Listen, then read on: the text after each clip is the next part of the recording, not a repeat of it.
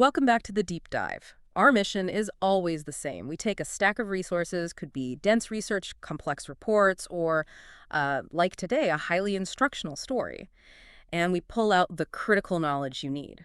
And today's challenge is a fascinating one. We're looking at a detailed account of three kids, Mia, Max, and Harper, and their adventure with a tiny, lost comet named Zip. Right, and though it reads like this, this fantastic story, our job is to strip away that magical veneer. We're treating it like a technical manual, really. That's it, exactly. The text provides an explicit blueprint for achieving something extraordinary through teamwork. We're extracting the core mechanics of cooperation, the system requirements, if you will. It's a perfect scenario for a deep dive. The source material is essentially a set of instructions on how to turn an ordinary object into a high-performance vehicle. But only if you meet a very specific condition. A very specific behavioral condition, yeah. Okay, let's set the stage. You need to picture this. We're outside a snowy town, Maple Hollow, high up on a place called Frosty Peak.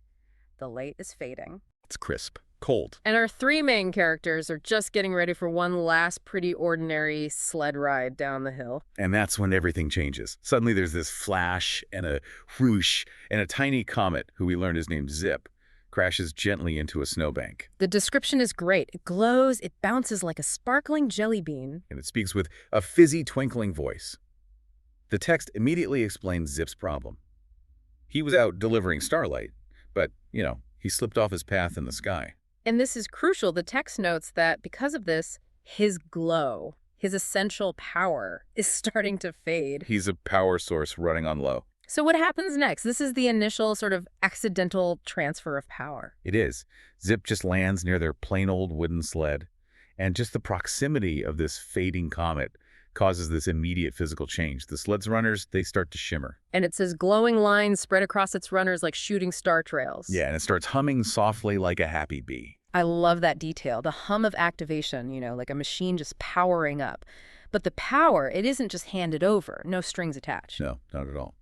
The text makes the central rule completely unambiguous, right then and there. So what is the rule? The new comet-powered sled can now glide anywhere winter touches, which is an incredible capability. But, and this is the core of our whole analysis, it only works if friends work together to guide it. Okay, so the power is massive, but it's entirely conditional. Completely conditional on sustained, collaborative human effort. Okay, let's unpack this. The power source, Zip, is unstable and fading. And the vehicle, the sled, only works if the human crew provides the guidance. So that tells you right away the Comet isn't the engine. He's more like the fuel tank. That's a great distinction. Zip provides the raw resource, the sheer magnitude of power, but the children, they provide the operational software. And the initial results are just incredible. They are. The sled immediately zooms off magically fast. It's doing things that are impossible for a normal sled, skimming over frozen rivers, Whooshing through pine forests. and even gliding across the tops of glittering snow clouds. The pure speed, the lift, it's all there, instantly. So the immediate lesson a person might take away is, get the magic, you get the results, speed is success. And that's exactly the idea. The narrative immediately starts to undermine. The capability is extraordinary, sure, but that initial success is just based on momentum. It's just raw potential. It is. The takeaway here is that even with a powerful resource, it's just potential until that fundamental, non-magical element, cooperation and direction, is consistently applied. That joyride can't last forever. It can't. They're moving fast, they're covering incredible distance, but then they reach this symbolic location, Aurora Ridge. Where the colorful lights are dancing. Exactly. And this is where things start to go wrong. The environment provides the external challenge. A sudden sharp wind hits them. And all that speed can't handle a change in direction. Not without control, no. The sled starts spinning and wobbling. It's the definition of high velocity, low stability. And the power source, Zip, confirms the system failure. He dims again. He's losing his glow. He is. Wait a minute. If the sled is magically powered, why didn't the raw speed just overcome a gust of wind? That's the critical question, isn't it? The narrative is telling you that magical momentum is not the same thing as magical control. In the thrill of the ride, they forgot the second part of the rule. They stopped actively guiding it. They were just passengers. I see. So the wind didn't cause the problem. It exposed it. It exposed their internal lack of coordination. Exactly. They were relying on the comet to guide them, when the core rule demanded they guide the comet. Which leads to the internal diagnostic from Zip himself. Right. Zip, now dim and distressed, he says, I need more starlight to get home, but I can't collect it alone. That detail about collection is key. It's not just about getting home anymore. No. It's about actively recharging the power source. Their mission just got bigger. It did. And it raises this really powerful question.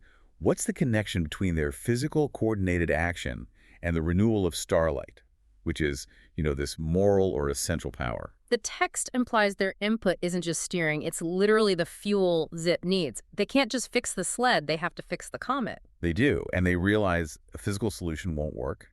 They have this moment of memory, and the solution comes from an unexpected source. Here's where it gets really interesting. They remember what Detective Drift once said. I love that detail. It's great, isn't it? The source of this profound philosophical insight is a character named Detective Drift. It completely subverts your expectations. It emphasizes that wisdom can come from non-obvious places. It's not a wizard, it's the street-smart detective who gives them the foundational law. And that law is sparkle grows with kindness. Sparkle grows with kindness. So the realization is profound. The fuel for the magic, the starlight that Zip needs to recharge. It's kindness. It's cooperation. The wind didn't knock them off course. The loss of active, purposeful collaboration did. And the shift is immediate. They stop just reacting to the chaos, and they start executing specific behaviors based on this principle. They shift from just writing to actively guiding. And this is the moment the conditional power is fully and stably unlocked. Yes. And the text is incredibly granular about this. It doesn't just say they work together. It defines 3 distinct, non-negotiable roles. This is the meat of the analysis. For anyone who wants to extract a usable framework for collaboration, this is it. Let's break down the system they put in place. What did Mia do? Mia provided directional control. The text specifies she steered gently.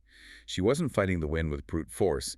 She was applying precise, mindful leadership. Okay, so Mia provides direction, but what about the wobbling? That's where Harper comes in. Harper was the stability mechanism. She balanced the sled, so her focus is on equilibrium. Direction is useless if the platform is unstable. Exactly. You need directional vision from Mia and foundational stability from Harper, and they have to be working at the same time. They handle the physical, external guidance. But that still doesn't solve Zip's problem. He needed to recharge. Right. And that required a third, often overlooked component. And that came from Max. Max's role wasn't physical at all. It was psychological fuel. It was. The text says Max encouraged Zip, telling him he could make it home. This is maybe the most profound detail. I think so. Max's encouragement is about morale. It's about the internal rejuvenation of the power source itself. The text is telling us that the magic, the starlight, it required motivation to return. So they're not just fixing the sled, they are actively healing the resource provider. Yes. So the 3 components were direction from Mia, stability from Harper, and motivation, or maybe fuel, from Max. It's a complete operational system, and the psychological and emotional support is just as critical as the physical actions of steering and balancing. The synthesis is clear. This combination of defined roles, direction, stability, and encouragement was the specific 3-part equation they needed. And the result was immediate. Zip brightened instantly. He was full of life again. And that coordinated effort led them straight to their goal. Zip's glowing sky path, an arch of silver light. The collaborative action was the true compass. The sled soars upward along that trail. The sky opens like a curtain of light. They completed the journey because they mastered the conditional use of the power.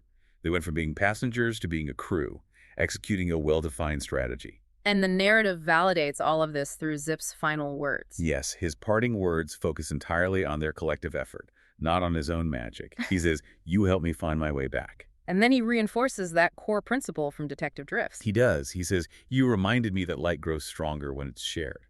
The sharing of effort, of kindness, that was the generator. The aftermath is just as instructive. Zip leaves a gift, a soft dusting of star snow, a symbol of that shared, replenished energy. But the sled returns to Frosty Peak, and it's ordinary again.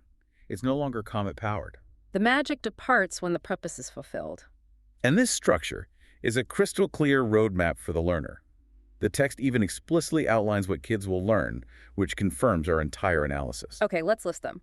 First, cooperation and kindness are the essential guides, even when the path is unclear. Right. Direction comes second to collaboration. Second. Helping others provides strength. It transforms the ordinary object, the sled, into something extraordinary. So the focus is always on the input from the team, not the tool itself. Exactly. And the final lesson ties it all together.